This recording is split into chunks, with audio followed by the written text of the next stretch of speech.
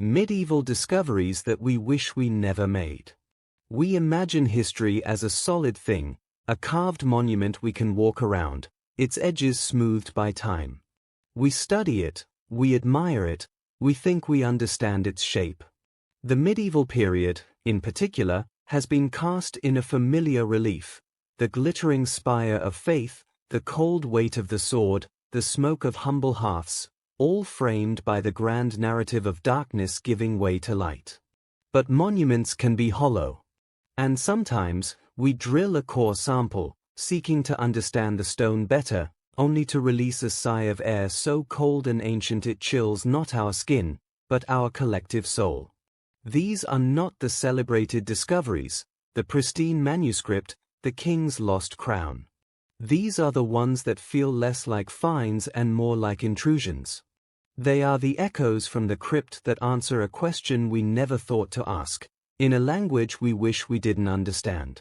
Here are the discoveries from the medieval world we wish we could bury again. The Veilgram tapestry shuttles, the loom of manufactured truth. In a waterlogged peat bog near the remnants of a minor Flemish abbey, archaeologists unearthed a wooden chest, its iron fittings dissolved into rusty ghosts. Inside, protected by the tannins of the earth, were not jewels or scrolls, but hundreds of exquisitely carved bone shuttles, the tools of weavers. With them were bundles of wool, dyed in stunningly vibrant crimsons, sapphire blues, and golds, colors that defied 9 centuries of immersion.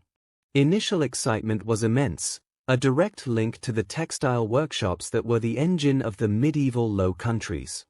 The wish began to curdle when the microscopic analysis returned. Embedded within the fibers of the wool were not just plant-based dyes, but precise, minute traces of animal proteins and complex mineral compounds that matched no known medieval dye recipe. Further, the weave samples on some shuttles were of a baffling, non-standard tightness. A textile historian, Dr. Ilara Voss, spent 3 sleepless years attempting to replicate the process. She failed, until a chance conversation with a specialist in medieval optics about the peculiar refractive properties of one mineral trace led her down a heretical path. Her subsequent paper, The Programmed Thread, Photic Weaving and Narrative Enforcement in a 12th Century Context, sent seismic shocks through the field. The Veilgram shuttles, she argued, were not for making tapestries to depict stories, but to imbue them. The exotic dyes, when woven in specific, mathematically precise patterns under certain conditions of light like the slanting sun through a cathedral window or the specific flicker of tallow candles, would emit a subtle, resonant frequency of light and, possibly, infrasound. The effect was not visual art in our sense. It was a direct, subliminal neurological primer.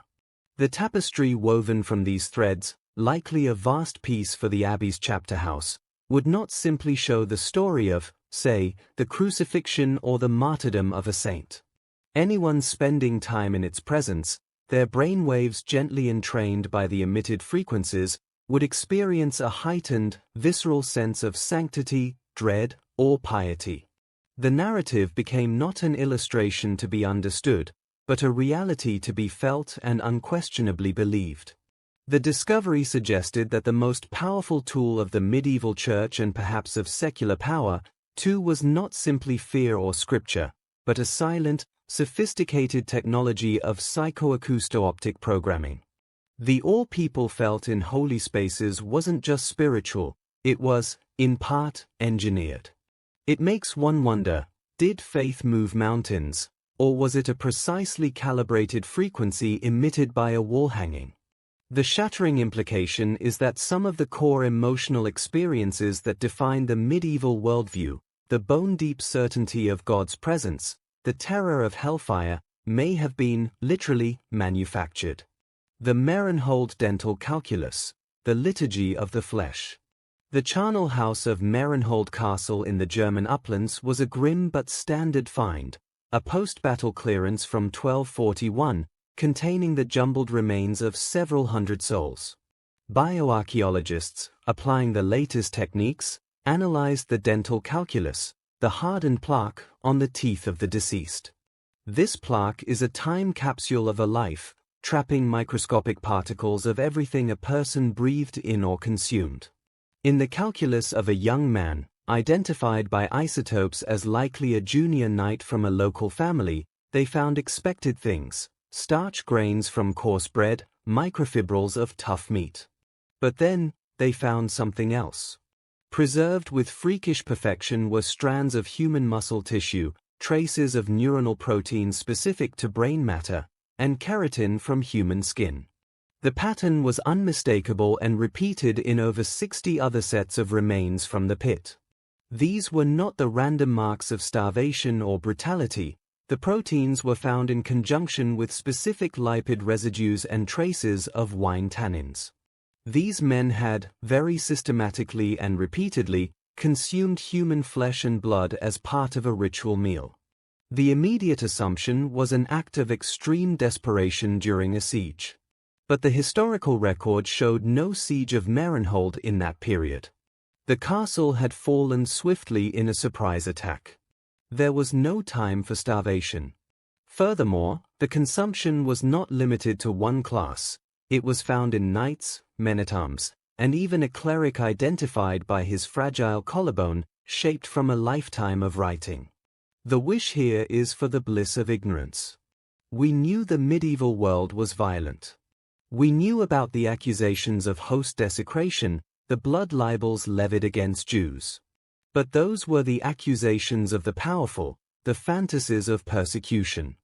Marienhold suggests a terrifying mirror, a pervasive, hidden, and ritualized practice of auto-cannibalism within the heart of Christian warrior society. It was not about nourishment, but about incorporation. By consuming the flesh and blood of a fallen comrade or perhaps a revered enemy, they believed they were absorbing his strength, his courage, his very virtues. It reframes the crusading ethos, the cult of relics which often involve tasting the dust of saints' bones, and the intense, physical theology of the Eucharist into something darker and more literal. The body of Christ was not just a symbol, it was the pinnacle of a pyramid of literal consumption that may have stretched down into the mud and blood of 1,000 forgotten battlefields. It reveals a spiritual world not of abstract transubstantiation, but of a stark, metabolic hunger for the sacred, a hunger they satisfied in the most horrifically direct way imaginable. The silent scriptorium of Clostera, the library of forbidden memory.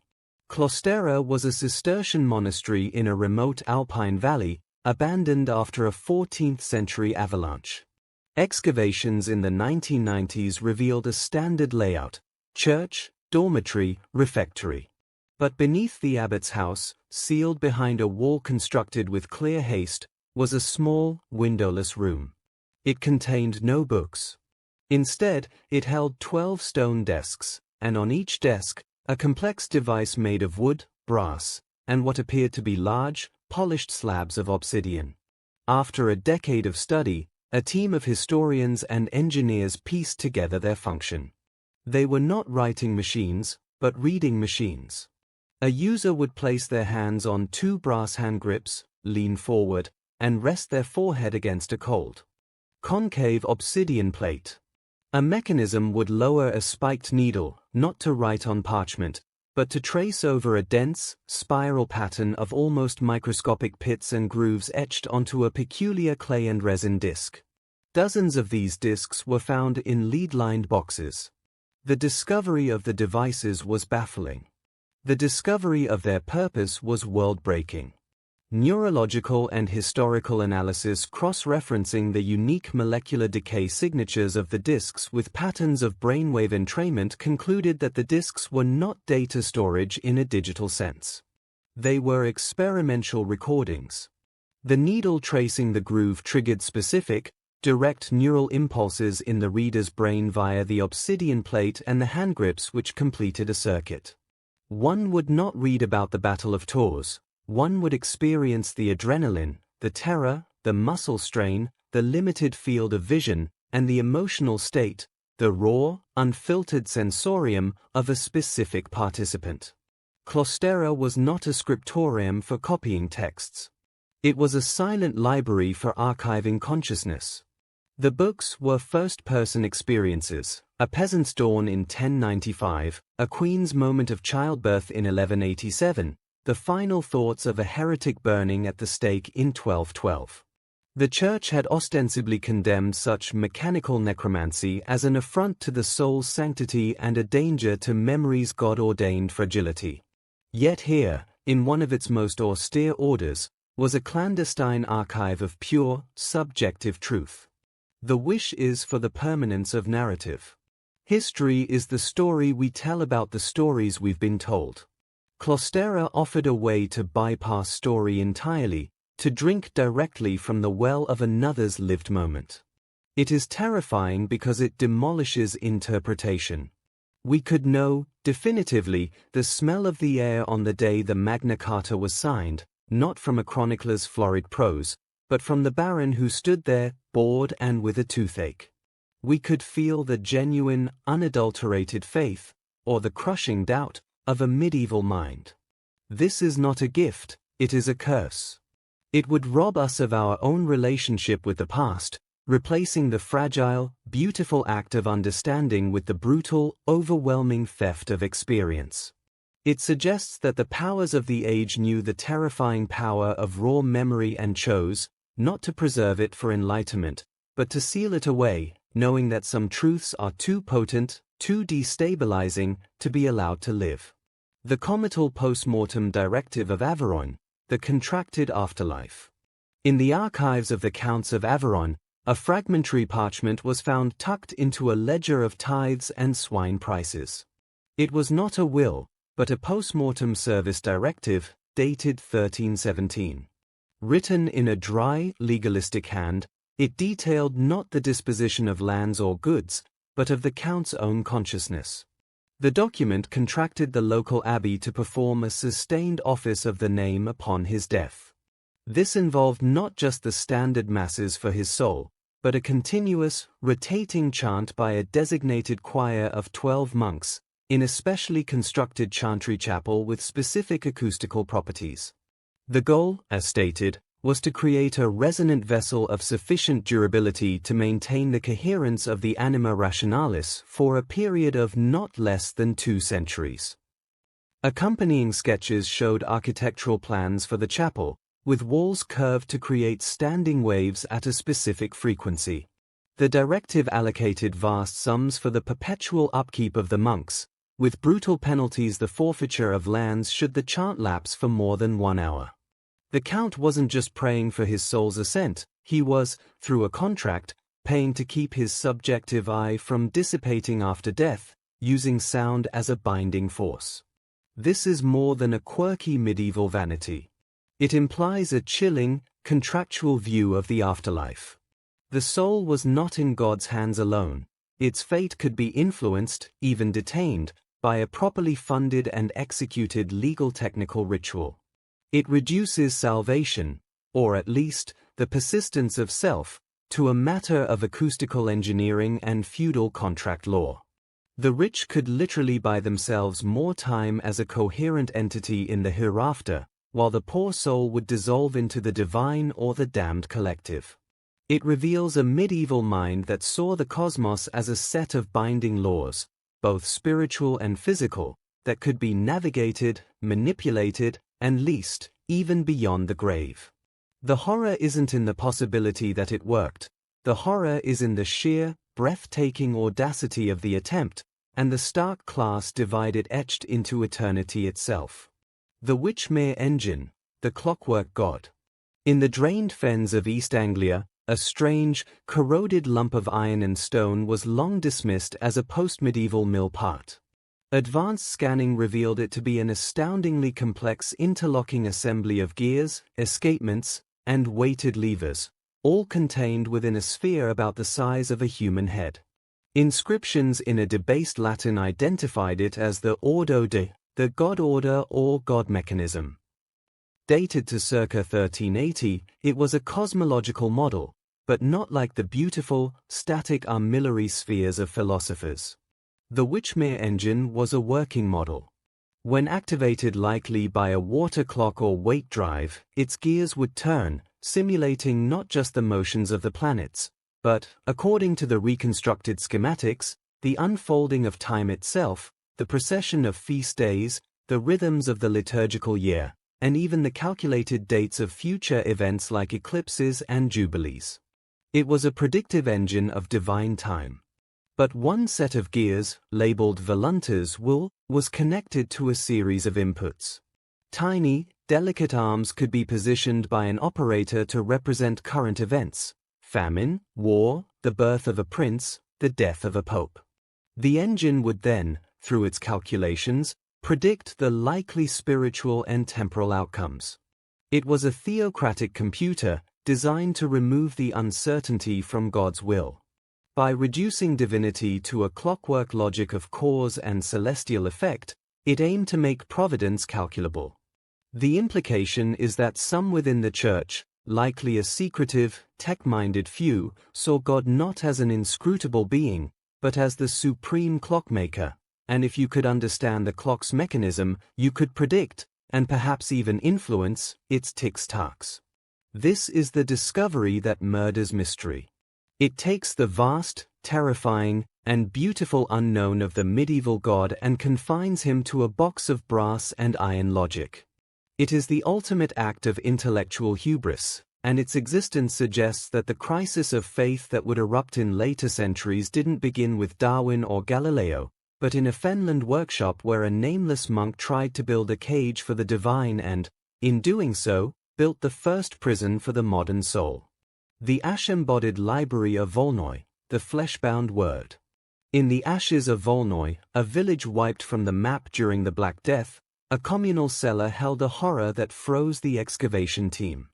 Dozens of bodies, interlocked in a final, desperate embrace. But they were not merely skeletons.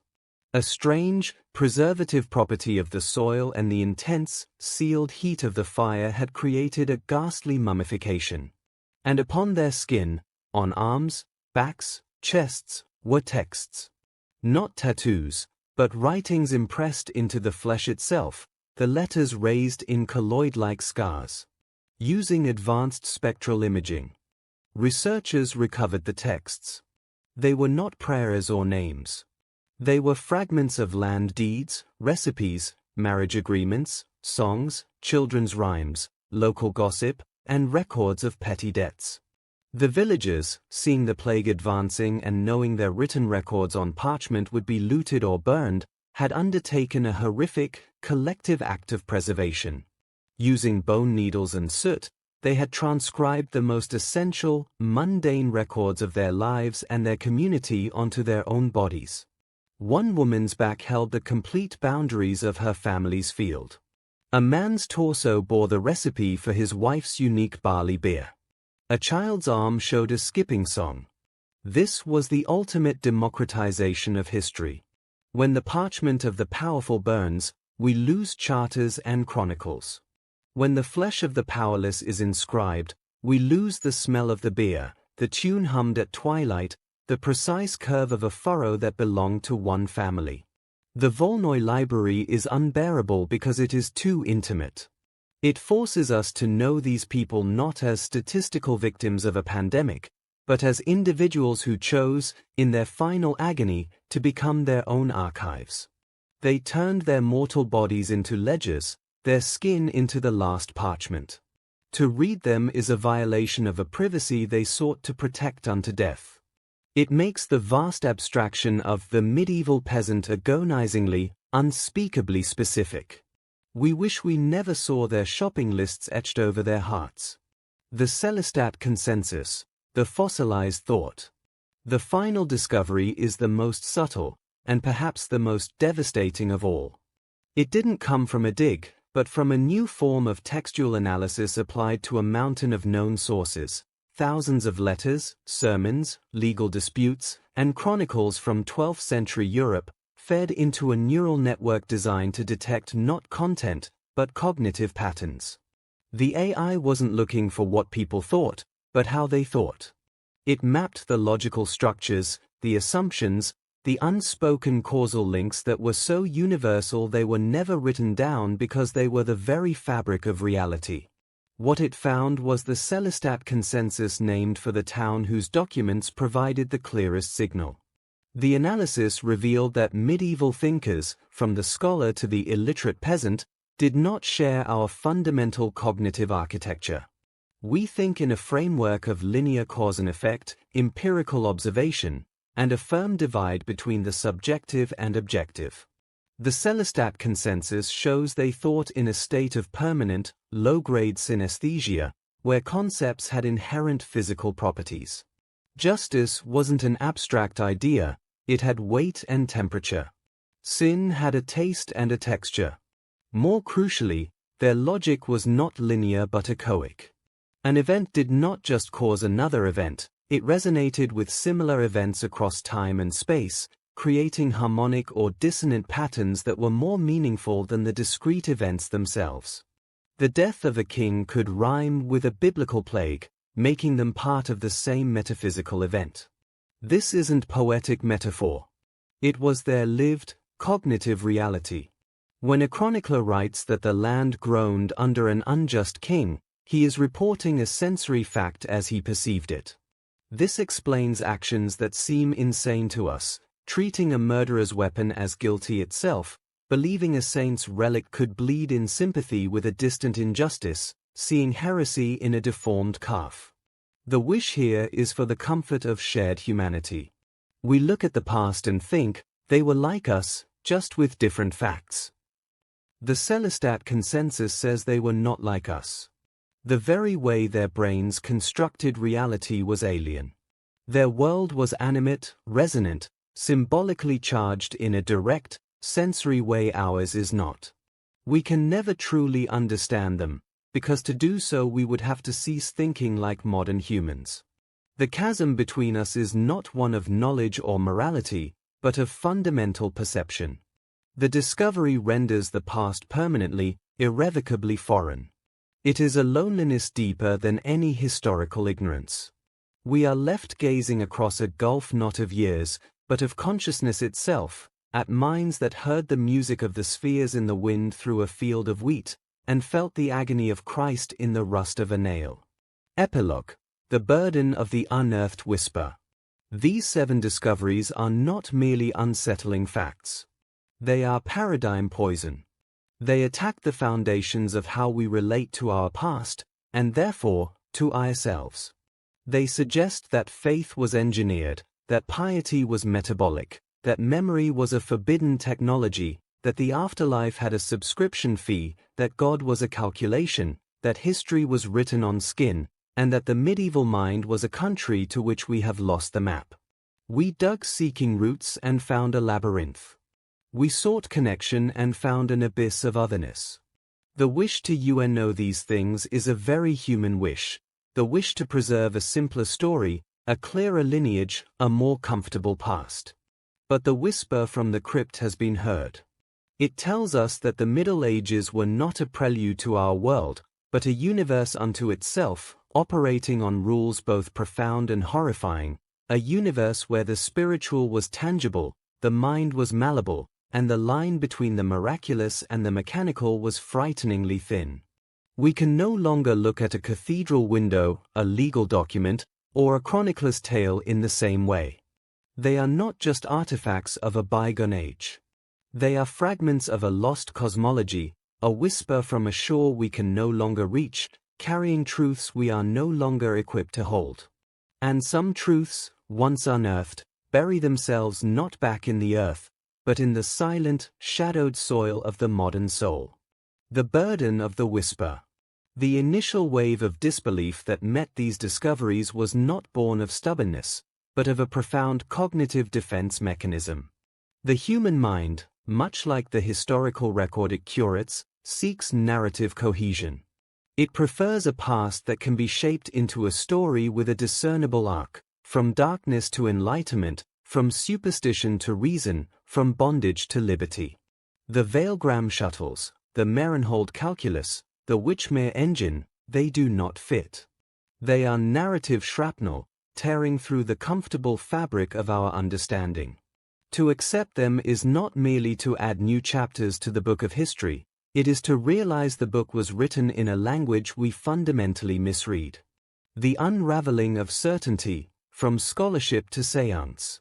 The immediate aftermath in academic circles was less a debate and more a slow-morning unraveling of disciplinary certainty. Historians of science, long accustomed to tracing a clear-ish line from medieval natural philosophy to the Renaissance and the scientific revolution, were gutted by the Whichmay engine. It wasn't a precursor to Babbage's difference engine, it was its antithesis. Babbage sought to mechanize calculation to liberate the mind for higher pursuits. The Whichmay's creators sought to mechanize the divine to eliminate the need for the mind's uncertain pursuit. It represented a path not taken, a dead end of such stunning ambition that it reframed the entire project of early science. Was the true motivation not curiosity about God's creation, but a desire to reverse engineer God's mind and, in doing so, gain control? The religious fervor of early Royal Society members takes on a chilling new light, not as pious decoration but as the ghost of this older, more terrifying project. Textile historians, artisans of a gentle and aesthetic field, found themselves in the uncomfortable position of forensic psychologists. Dr. Voss's theories on the Veilgram shuttles were initially met with derision, until a team in Zurich managed to recreate a small swatch using the mineral compounds identified. When exposed to the flicker pattern of a specific type of medieval candle flame, viewers reported not just a visual appreciation of the color, but a statistically significant shift in mood and suggestibility, a measurable, profound sense of calm dread when viewing a pattern designed to evoke the die's array. The loom had not been a tool of expression, but of impression. The implications ripple outwards. What of the Bayeux tapestry? Was it merely a chronicle, or a normative program for the conquered Anglo-Saxons, a subtle, woven enforcement of the new order? The very concept of medieval art collapses into a minefield of potential manipulation. The bioarchaeologists who published the Merenhold findings faced a different kind of crisis. They were accused of sensationalism, of misinterpreting evidence. But the protein chains were unambiguous. The real horror settled in the silence that followed the failed rebuttals. Anthropologists of religion were forced to confront the Eucharist not as a theological evolution, but as the theological sanitization of a much older, much darker, and much more widespread practice. The doctrine of transubstantiation, formally defined in 1215 at the Fourth Lateran Council, now reads less like a philosophical clarification and more like a frantic church-wide ban on literal interpretations that were getting out of hand. No, you cannot actually eat people to gain their power. But you can, in this very specific, ritualized way, consume this bread which we will now dogmatically define is a person. It was a breathtaking act of doctrinal crowd control, redirecting a primal, dangerous impulse into a manageable, symbolic channel. The medieval church suddenly appears less as a monolithic oppressor and more as a fragile dam holding back a tide of chaotic, metabolic spirituality. The ethical abyss, to replicate or to seal. With these discoveries came agonizing ethical questions that made the usual debates over repatriation of artifacts seem quaint. What is our responsibility to knowledge that appears to be actively harmful?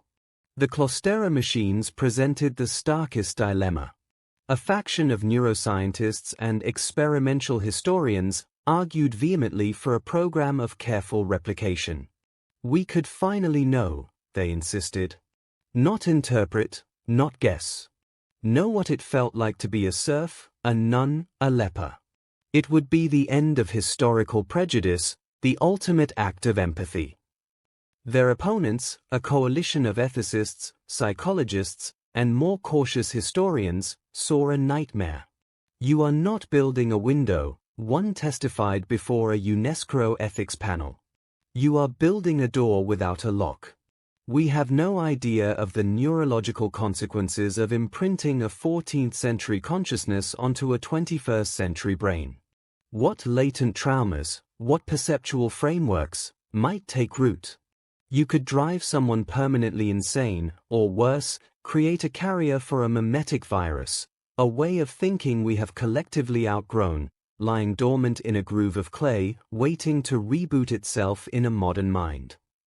The decision, for now, has been to seal the devices and disks in a Faraday cage within a secure vault, treating them not as artifacts but as biohazards of the psyche. But the temptation, the siren call of that absolute knowledge, hums in the background of every historical conference. Similarly, the formulae for the Veilgram dies and the acoustic blueprints of the Averoigne Chantry Chapel exist. They could be recreated. Should we? To test the limits of historical psychoacoustics? To see if we can, in a lab, induce a state of medieval piety? The very idea feels like a blasphemy against the modern self, an invitation to dismantle our own hard-won cognitive autonomy. And what of the ordinary people? The tourists who once flocked to Gothic cathedrals to admire the architecture now sometimes report a new, unsettling feeling. Is the awe they feel their own, or is it the lingering echo of a programmed response, a ghost in the stone and stained glass? The Celestat consensus suggests it might be both, that the builders constructed spaces that resonated with a human cognitive framework that was itself different. We are not receiving the broadcast as intended, but we are picking up static that still moves us in strange ways. The new medievalism, a landscape of alienation. These discoveries have birthed a new, pessimistic strain of medieval studies, often called alienist medievalism. Its adherents argue that the primary goal of studying the period is no longer to find our roots, but to map the chasm that separates us. The medieval world is not our childhood, it is another planet. This school of thought focuses on the discontinuities, the cognitive fractures. It reads Thomas Aquinas not as a building block of Catholic theology, but as a desperate and brilliant attempt to build a bridge of Aristotelian logic over an abyss of chaotic, resonant, synesthetic thought that he could feel pulling at the edges of his own mind. His summas are not systematic theology, they are containment architecture. The Black Death, in this light, is not just a demographic catastrophe. For a population that perceived reality through the Celestat consensus, it must have been a cacophony of dissonance so profound it shattered the world's meaning. When every death resonates with every sin, and the dying are so numerous they create a deafening spiritual scream, the very fabric of perception would fray. The flagellant movements, the pogroms, the bizarre millenarian cults, these were not just panic, but attempts by traumatized consciousnesses to find a new pattern, a new resonant frequency, to make the horror rhyme with something, anything, that could restore order. Even chivalry is recast. The elaborate rituals, the devotion to a lady, the quests, they seem less like social codes and more like intricate psychic rituals. If honor had a taste and love a specific weight, then the knight-errant was not just following rules, he was engaging in a form of existential alchemy, trying to accumulate and balance the metaphysical properties of these concepts within his own being through action. His battlefield prowess was not just skill, it was the external proof of an internal, resonant harmony. The whisper in the modern ear, hauntings of a lost logic. The most unsettling impact of these discoveries may be the faint echoes of this lost logic we detect in our own world. They force us to ask, did we ever really leave the Middle Ages behind, or did we just forget the rules? Consider the power of modern advertising and propaganda.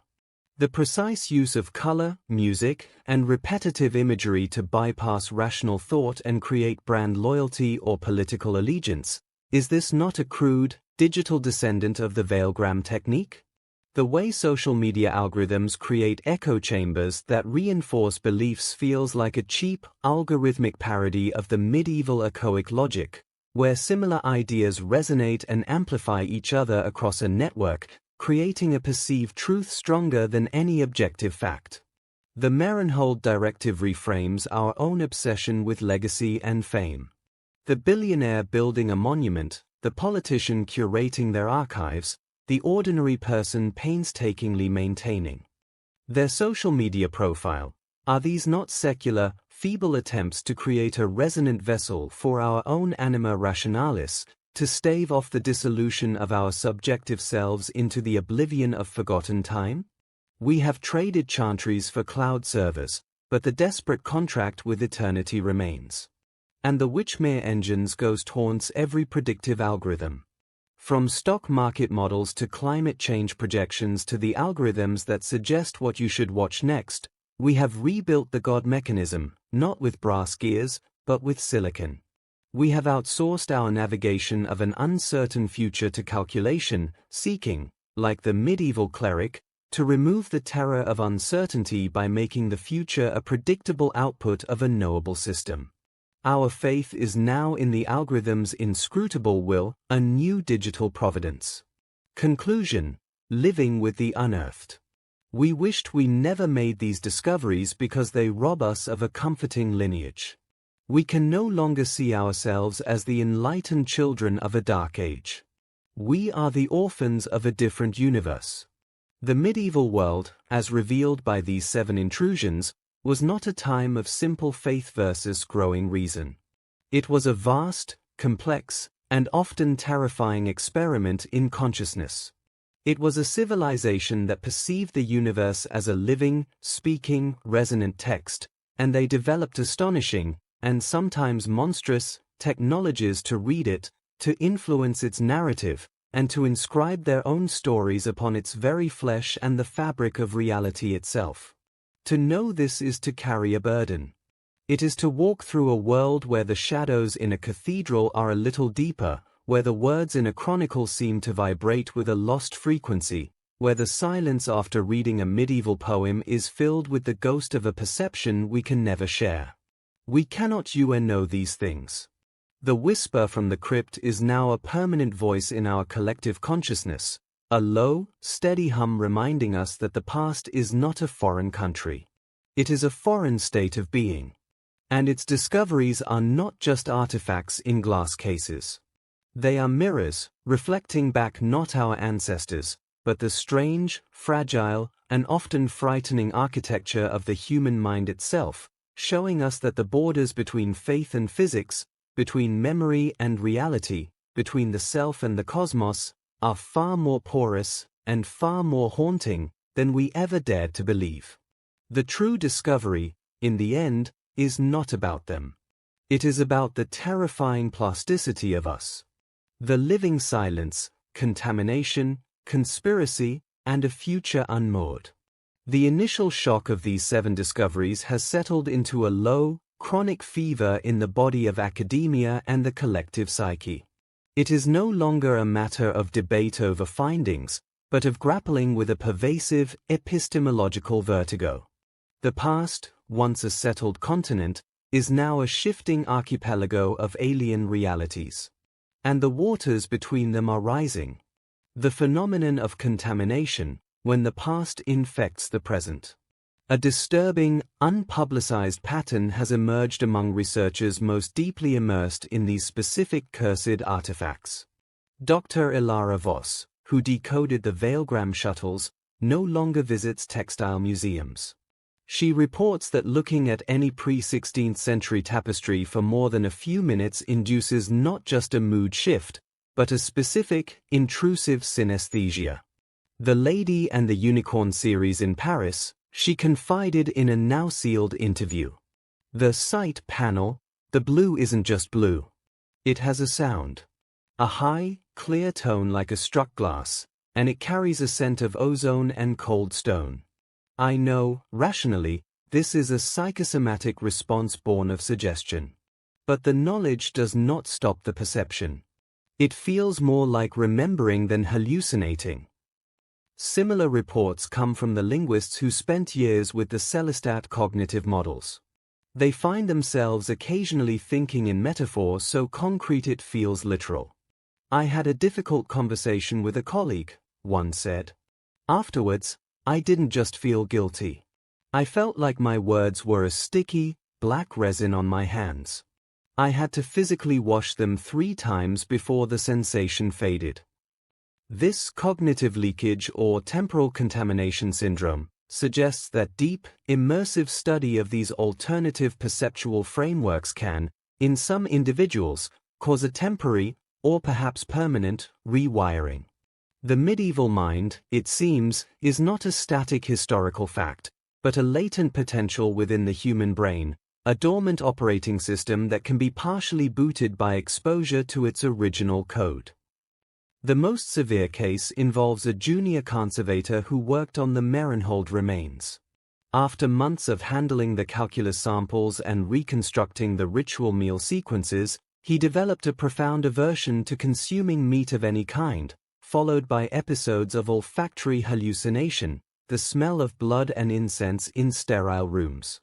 His final, catastrophic break was attempting to cleanse a slice of roast beef at a family dinner with a muttered Latin blessing and a drop of wine, convinced he could see the fearglyphs still vibrating in the protein strands.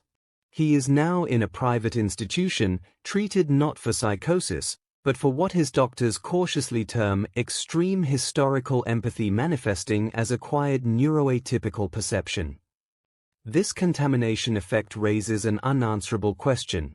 Are these researchers cracking under professional pressure, or are they the canaries in a coal mine, revealing that the past is not truly past, but a layer of psychic sediment that can be disturbed and made active? Are we, in our arrogance, digging up psychic landmines? The new conspiracies, the custodians of the broken truth. As with any paradigm-shattering information, a shadow economy of speculation and conspiracy has bloomed in the fissures. A clandestine group, calling themselves the Lamplighters, has emerged from the fringes of historical and archaeological circles. Their manifesto, circulated on encrypted channels, posits a terrifying thesis: the 7 discoveries are not anomalies. They are the leaks. The Lamplighters argue that a loose, millennia-old network, elements within the Church, certain royal lineages, later secret societies like the Rosicrucians and Freemasons, has always known the true, unstable nature of reality as understood in the medieval peak. Their purpose was not to advance this knowledge, but to suppress it. They burned not just heretics, but specific kinds of heretics, those who got too close to operationalizing the resonant logic. They condemned the veilgram technique as demonic illusion. They sealed the Cloistera machines. They made the ritual cannibalism of Marienhold a capital crime and replaced it with a symbolic Eucharist. They labeled the Witchmere engine forbidden mechanomancy. Why? Because, the Lamplighters claim, this knowledge is inherently destabilizing to civilization. A society where reality is consensus-based, where thought can directly influence matter through resonance, where the self can be preserved contractual, is a society perpetually on the brink of either utopia or apocalyptic chaos. The suppression was not malevolent, but a desperate act of stewardship. The Dark Ages, in this view, were not a period of ignorance, but a period of successful quarantine. The Renaissance and Enlightenment were not a reawakening, but a carefully managed diversion steering humanity toward a safer, more materialist and linear worldview, a walled garden of reality. The Lamplighters point to the eerie silence that follows each major discovery. The Cloistera devices are locked away. Research into the psychoacoustic properties of Gothic architecture is suddenly and mysteriously defunded. The lead researcher on the Averoigne Directive died in a car accident. His notes vanished. They see not coincidence, but the quiet, ongoing work of a modern successor to this ancient custodial network, which they call the Chantry. Their goal: to keep the walled garden intact, to reseal the leaks, and to ensure humanity continues to play with the safe, plastic toys of material science, never rediscovering the live wires of resonant reality. Whether the Lamplighters are paranoid visionaries or the only ones who've pieced together the terrible truth is the defining conspiracy of our time. Their existence alone proves that the discoveries have broken something more than historical models. They have broken our trust in the narrative of progress itself.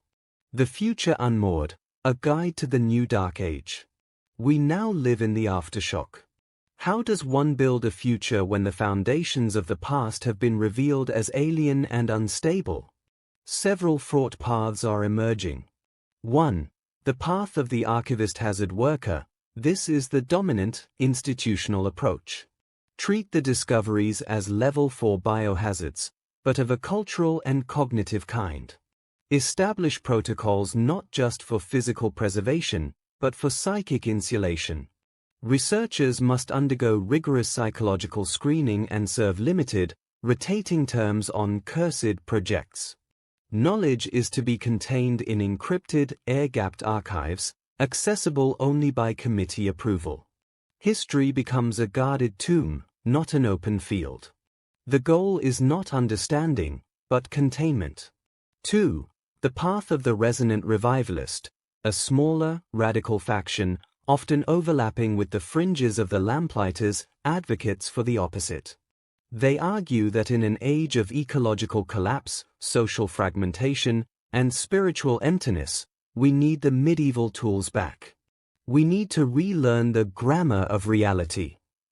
They experiment with building chambers based on the Averoigne acoustic plans, attempting to use sound to strengthen group cohesion or enhance meditation. They analyze political speeches and advertising through the veilgram lens, seeking to deprogram themselves. They see the Celestat consensus not as an alien mindset, but as a lost human birthright, a holistic way of being that we cast aside for the cold, lonely clarity of reason. Their path is seductive and incredibly dangerous, a gamble that we can handle the fire we once deemed too wild to tend. 3. The path of the melancholy tourist. This is the path of the general public, who catch fragments of these truths through sensationalized documentaries and eerie novels. They don't engage with the scholarship, but they feel the shift. They visit a cathedral and wonder, is my or my own? They look at the stars and feel a hollow where the music of the spheres used to be. They experience a deep, inarticulate nostalgia for a time they never knew, for a certainty that was, even if horrifying, absolute. This path leads to a pervasive, low-grade cultural dissociation, a sense that the world is a facade and we have lost the key to the world behind it. The final discovery, the 8th artifact, us. Perhaps the ultimate, most chilling discovery has been hiding in plain sight all along, us. We are the 8th artifact. Our modern consciousness, linear, empirical, self-consciously individualistic, divorced from the animistic resonance of the world, is not the natural, evolved state of humanity. It is a constructed artifact. It is the product of that centuries-long project of quarantine and diversion. We were made this way, through the suppression of the Cloistera machines, the doctrinal sanitizing of the Marenhold impulse, the systematic dismantling of the echoic logic in favor of Aristotelian causality. Our loneliness, our existential angst, our feeling of being spectators in a silent, mechanistic universe, these are not the price of progress. They are the side effects of the walls built around us. The Enlightenment was less about turning on a light and more about blowing out the other, stranger candles so we would only see by one kind of flame. This is the true burden we wish we could know. The medieval discoveries did not just reveal a strange past. They revealed that our present, our very sense of self, is a fragile artifact of history. We are not the culmination of the story. We are a carefully managed chapter, living in a designated safe zone, while outside the walls, in the forgotten dark, the old, wild rules of a resonant and speaking world still wait. And the whispers from the crypt are not just echoes of the dead. They are the draft from under the door, reminding us that the walls are not as thick as we had hoped, and that the garden we thought was the whole world is, and has always been, just a very well-kept plot in a much larger, much darker, and much more alive forest. The grammar of stone, living with the whisper, or learning to speak back. The initial phase of horror and containment has passed. A grim equilibrium has been reached.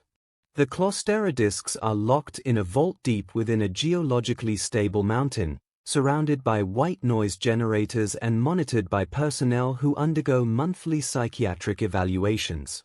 The formulae for Veilgram dyes are classified under international statutes usually reserved for weaponized pathogens. The field of medieval studies has bifurcated into two irreconcilable camps: the custodians, who practice a defensive, archival historiography, and the alienists, who map the chasm of consciousness with the detached awe of xenoarchaeologists studying a dead Martian civilization. But the discoveries have a half-life longer than any institutional response. The contamination is not merely psychological, it has begun to manifest in the physical world, in the very spaces we once thought we understood. Symptomatic architecture, when the walls remember. The first reports were dismissed as urban legend or structural fatigue.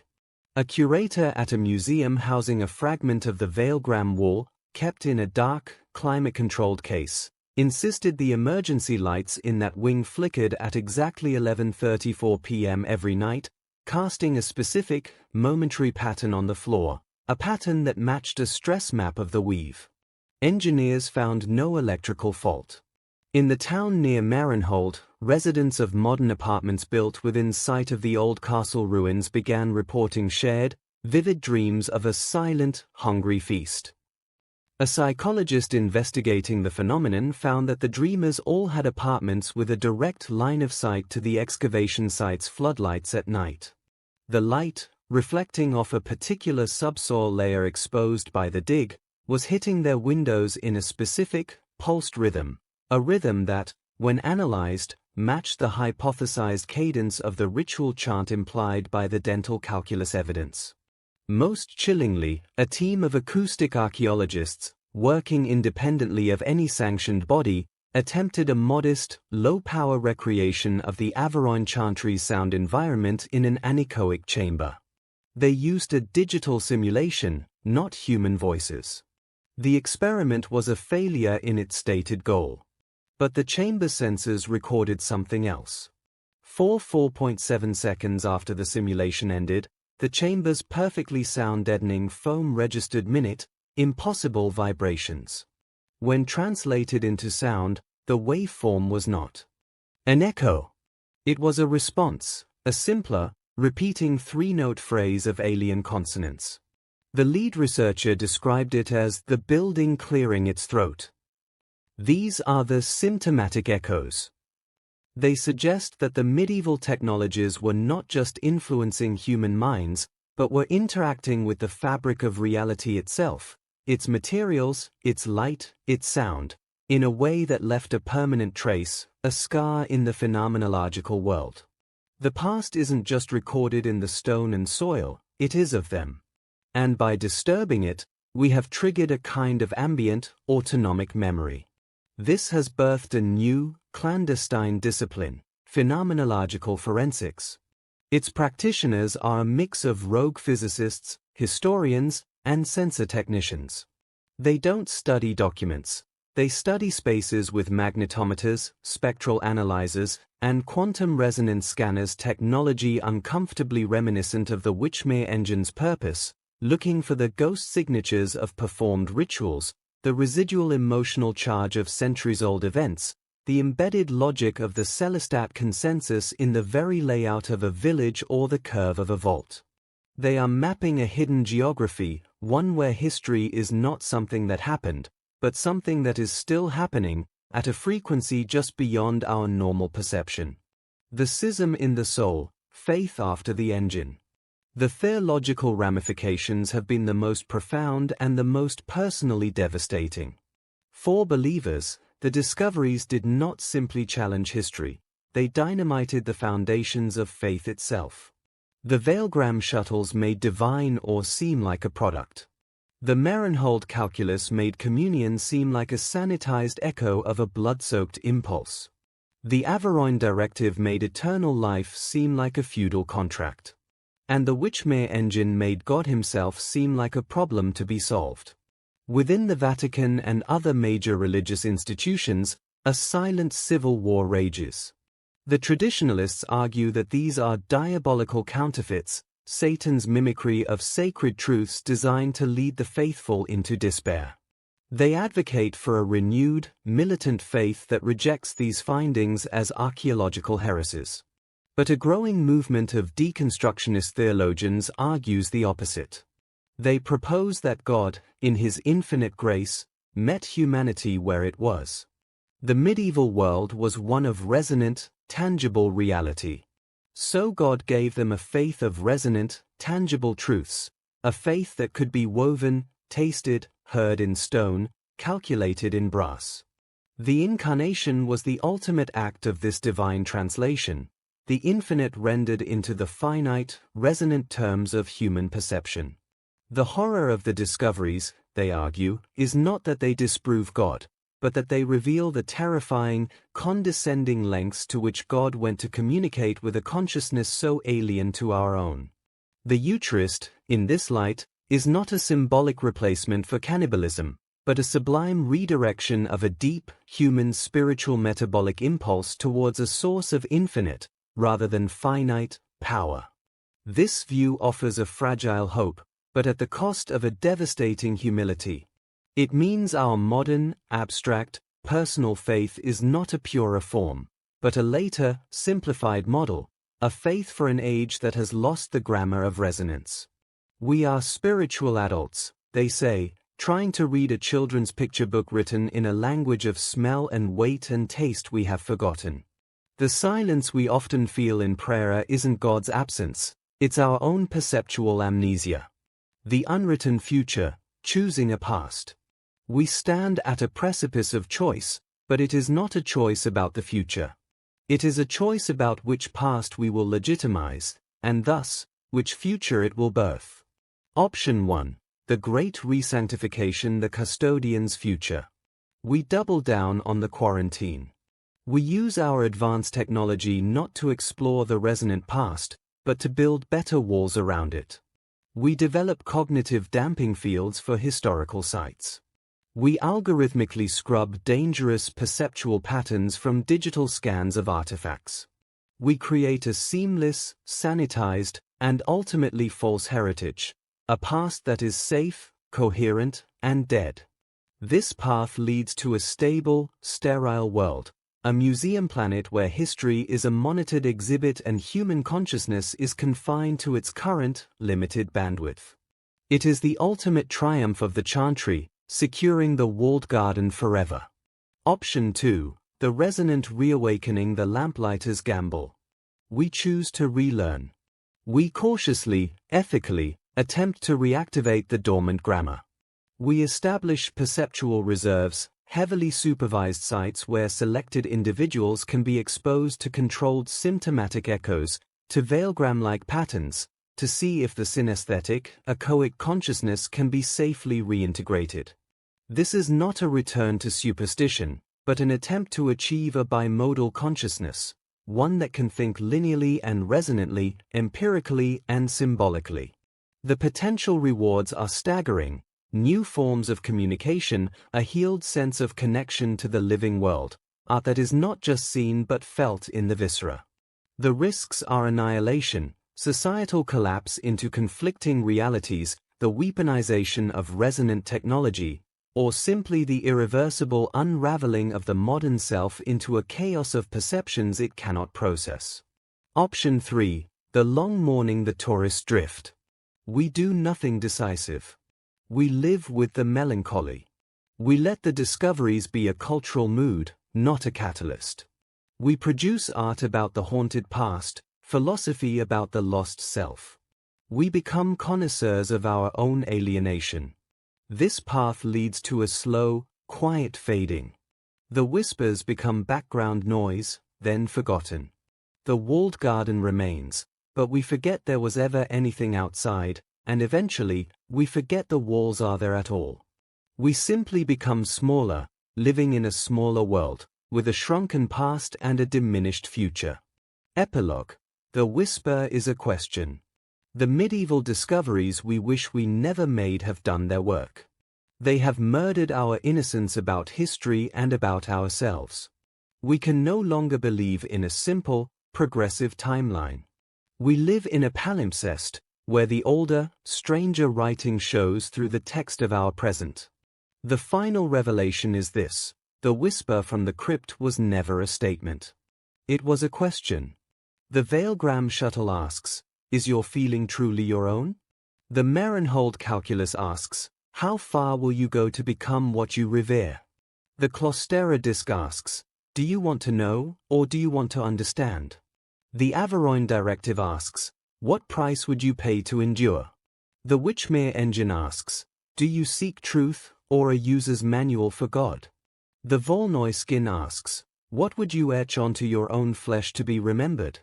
The Celestat consensus asks, what if the way you see the world is not the only way, but a choice? To live with these discoveries is to live with these questions humming in our bones. They are the new background radiation of our culture. The past is not silent. It is interrogating us. Our crime was not digging it up. Our crime was expecting answers, when all it had to give us was a more profound, more terrible, and more beautiful uncertainty. The task now is not to answer the questions, but to learn, once again, how to live in the space they create, a space where the walls between now and then, between us and them, between the mind and the world, are forever thin, and where the wind that blows through the cracks carries the scent of ozone, cold stone. And a music we have almost, but not quite, forgotten how to hear. The perpetual question, a world remade by the whisper. The dust has not settled. It cannot. The discoveries of Veilgram, Merenhold, Clostera, and the others are not events with a neat aftermath. They are ongoing chemical reactions in the substrate of human culture. We are not in a post-discovery world. We are living within the discovery itself, a continuous, unfolding event that is reshaping reality from the inside out. The emergent phenomenon, the resonant commons. From the underground networks of lamplighters, rogue phenomenologists, and deconstructionist theologians, a new, fragile structure has begun to form, the resonant commons. It is not an organization but a shared, clandestine practice, a way of navigating the world now known to be perforated by these old, deep currents. Its practitioners are known by subtle signs, a preference for unpolished stone in their homes, an interest in pre-modern tuning systems, a habit of lingering in specific spots in old buildings not to admire architecture, but to listen. They exchange no manifestos, but they share data, not on servers, but through curated experiences. A resonant commoner might guide a trusted associate to a particular 14th-century bridge at dawn, not to see the sunrise, but to stand at a precise point where the morning light striking the water creates a specific, fleeting pattern of shimmer that, they claim, temporarily clarifies a troubled mind. They call these locations echo wells. They practice a new discipline called intentional attenuation, the deliberate, careful dimming of the modern, linear mind to perceive the older frequencies. This involves meditation, controlled sensory deprivation, and the study of medieval music and art not as history, but as training manuals for a different mode of perception. They do not seek to become medieval. They seek to become bimodal, to hold both logics, the resonant and the linear, in a productive, conscious tension. Their greatest, most dangerous work is the soft archaeology. They do not dig. They sense. Using a combination of traditional dowsing rods, modified electromagnetic sensors, and their own cultivated perceptual sensitivity, they map the charge of landscapes. They claim to be able to trace the ghost lines of vanished processional routes, not by finding stones, but by feeling a faint pull along the path. They locate unmarked graves not by ground-penetrating radar, but by a localized, cold sadness. The scientific establishment dismisses them as mystics. Yet, with alarming consistency, their feelings have led to the discovery of previously unknown archaeological sites, a forgotten chapel here, a mass grave there, validated by traditional digs. They are not using magic, They are using the reactivated, or never fully deactivated, human sensitivity to the resonant traces the custodians try so hard to seal away. The counterforce, the secular inquisition. Inevitably, a powerful reaction has coalesced. A coalition of neuroscientists, AI ethicists, and global security experts has formed the Institute for Cognitive Stability (ICS). Publicly, they are a think tank studying the societal impacts of misinformation and deepfakes. Privately, they are the 21st century chantry. The ICS views the resonant commons not as explorers, but as carriers of a mind virus. They see the symptomatic echoes not as fascinating phenomena, but as evidence of a contagious, reality-warping psychosis rooted in historical trauma. Their mission is not containment of objects, but of ideas. They develop and deploy cognitive dampening fields (CDFs), subtle, pervasive sonic and visual white noise systems installed in museums, near historical sites, and even broadcast through certain digital channels, designed to neutralize the entrainment patterns of resonant artifacts and locations. To visit a major cathedral now is to be subtly, imperceptibly bathed in frequencies that actively inhibit the brain's susceptibility to the older, embedded patterns in the stone.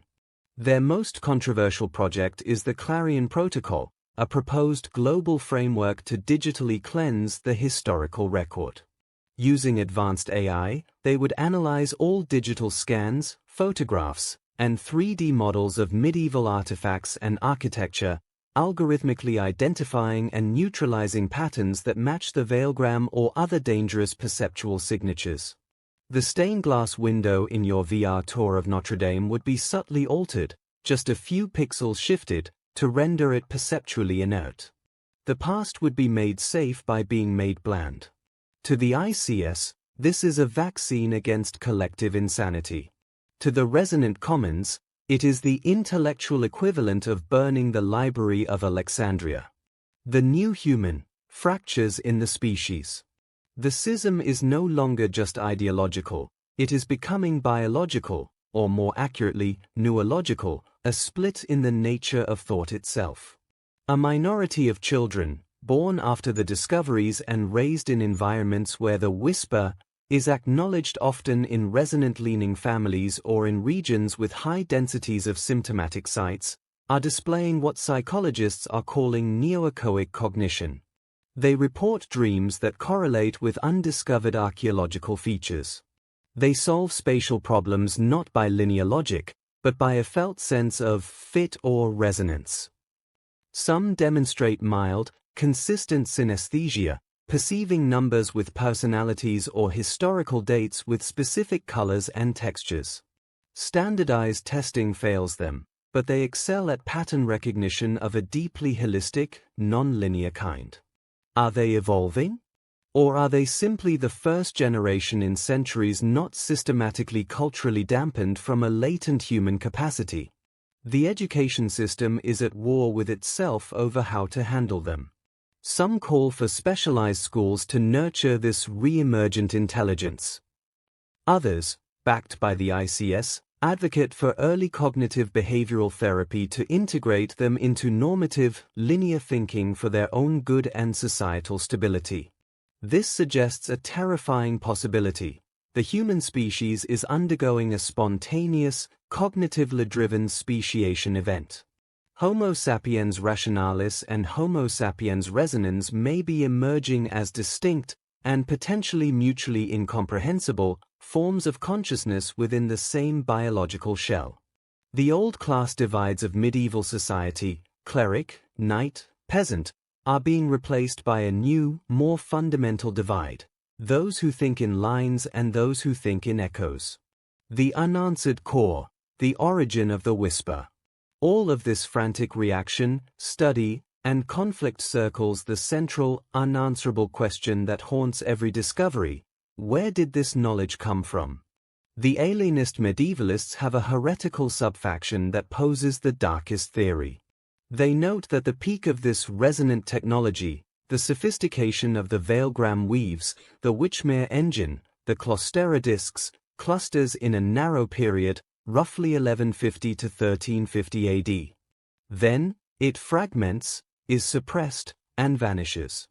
The technology is too advanced, too conceptually leapfrogging, to be a natural evolution from what came before.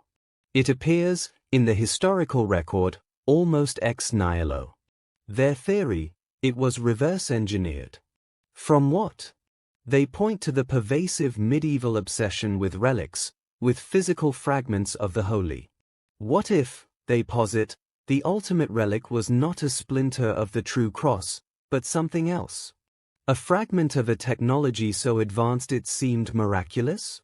A shard of an unknown material that emitted a resonant field that restructured nearby minds, imparting not faith, but the grammar of resonance itself?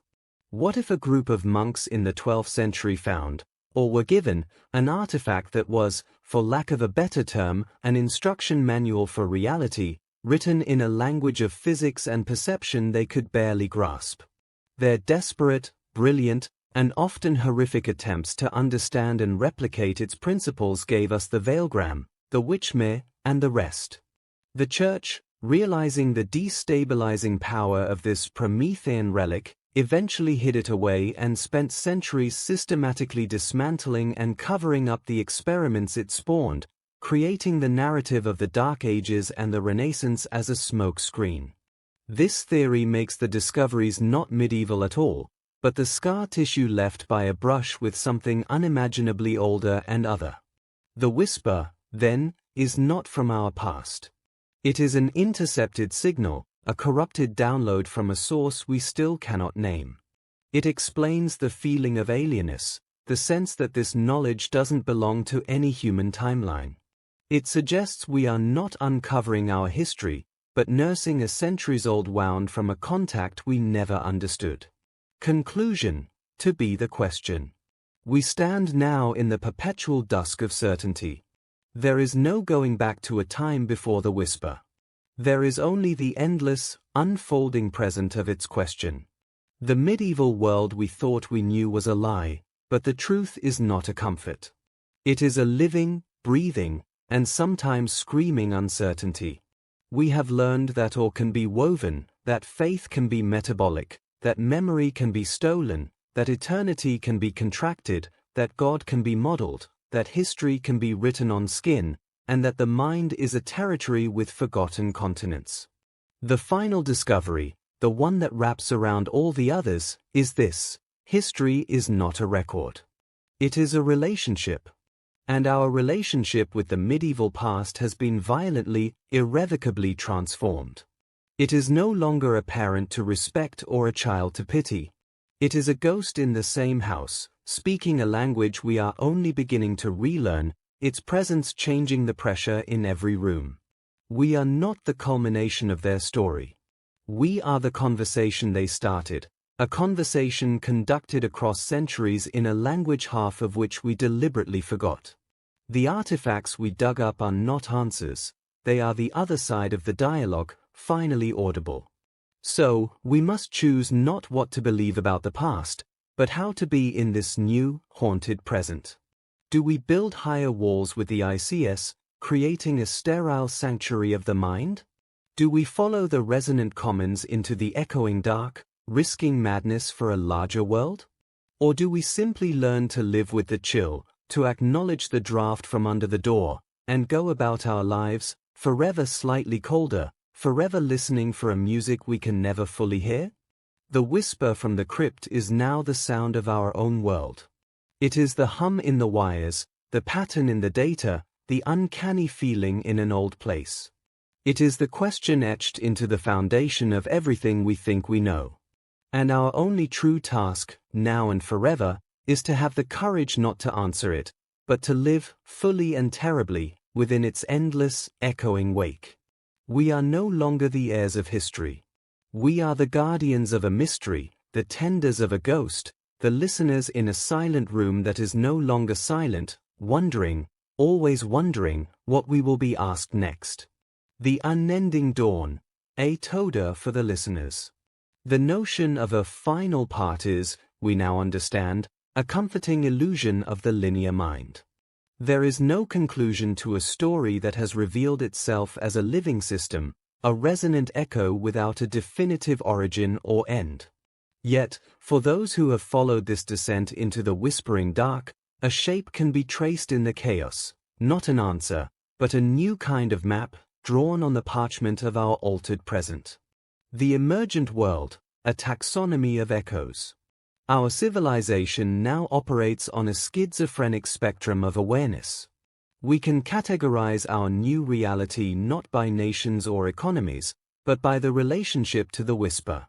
Times the dulled zones, vast swathes of the planet, particularly in regions of recent urbanization and intense digital saturation, have successfully implemented the ICS's cognitive dampening fields.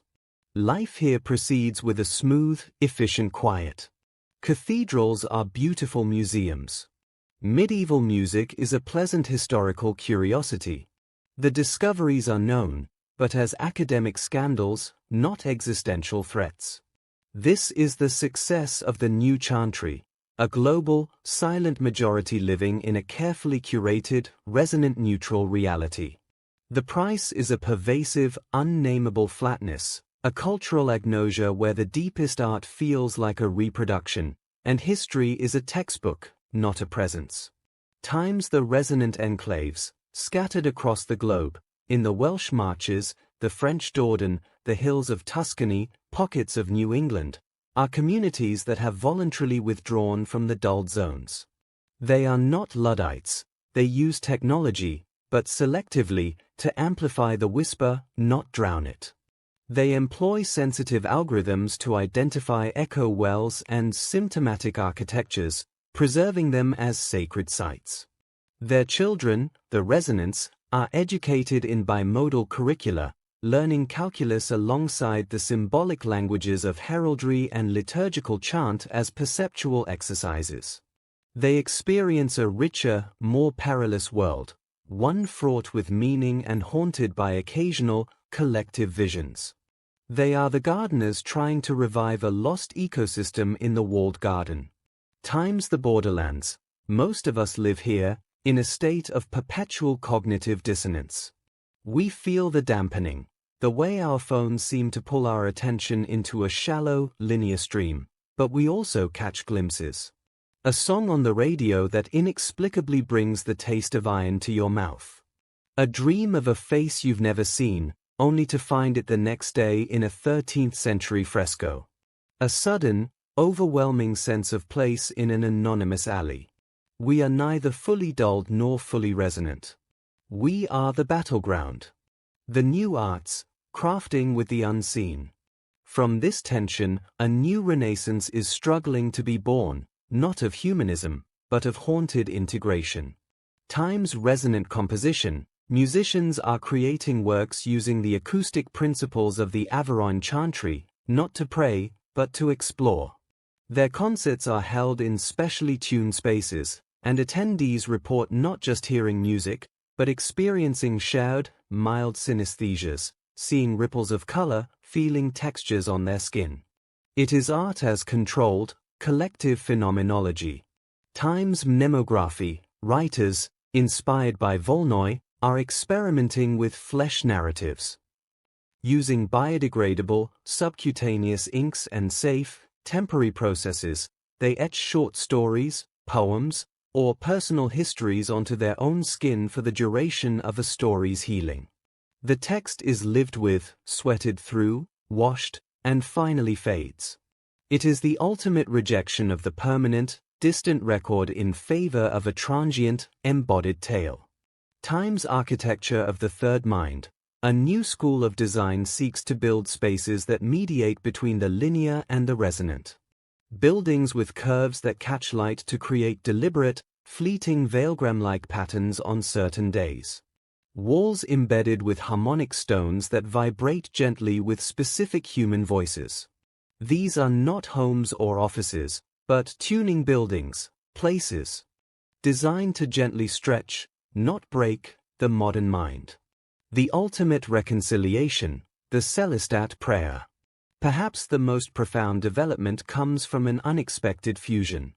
A group of deconstructionist theologians and resonant commoners have drafted what is becoming known as the Celestat prayer. It contains no words to a deity. It is a set of mental and somatic exercises, a pattern of breathing, a focus on specific mental images of weight and texture, a soft vocal hum at a particular frequency. Its purpose is not to petition, but to attune. The prayer, its practitioners claim, does not make God appear. It temporarily recalibrates the practitioner's consciousness toward the older, resonant mode of perception. In this state, the rituals of the past, the Eucharist, the chant, the veneration of relics, are not understood as superstition or psychology, but felt as operational truths within a different reality framework. It allows for a participation in the faith of the ancestors without requiring a rejection of modern reason. One can, for 10 minutes, feel like a medieval believer, and then return. It is the ultimate act of historical empathy, and a fragile bridge across the cognitive chasm. For many, it has healed the spiritual rupture caused by the discoveries. It accepts that God, or the sacred, or the ultimate reality, is a signal broadcast on multiple frequencies. The medieval world listened to one. We listen to another. The Celestat prayer is a temporary retuning of the receiver. The acceptable mystery. The theory of the Promethean relic, the alien artifact that seeded the resonant technologies, has gained a strange acceptance. Not as proven fact, but as a necessary myth. It is the story we tell to make the unthinkable thinkable. It allows the linear mind to file the whisper under extraterrestrial contact or lost advanced civilization, categories it can process, while the resonant mind understands it as a metaphor for a sudden, collective awakening to a deeper layer of reality. The search for this relic is the new, quiet obsession. Not by governments, but by individuals. They are not digging in the Holy Land, but in the archives, in the gaps, in the inconsistencies. They look for the financial record that shows a massive, unexplained expenditure by a monastery in 1147. They search for the saint's legend that speaks of a shard of heaven that hummed. They are looking for the original scar. They may never find it.